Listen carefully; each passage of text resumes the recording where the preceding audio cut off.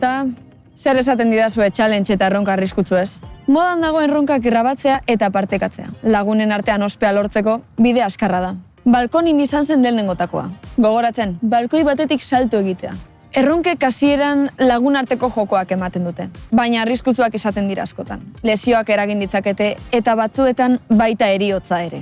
Prebentzioa da erronka arriskutsuei aurre egiteko modurik eraginkorrena.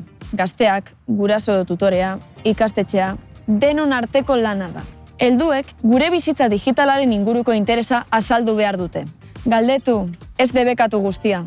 Ona da, konfiantza giroa sortzea eta erronken arriskuez hitz egitea. Groominaz, sextinaz, pornografiaz, ziberbullyingaz. Arazoa ez da gazteona bakarrik, denona da. Beraz, zaila gaitezen denon artean aurre egiten, ez?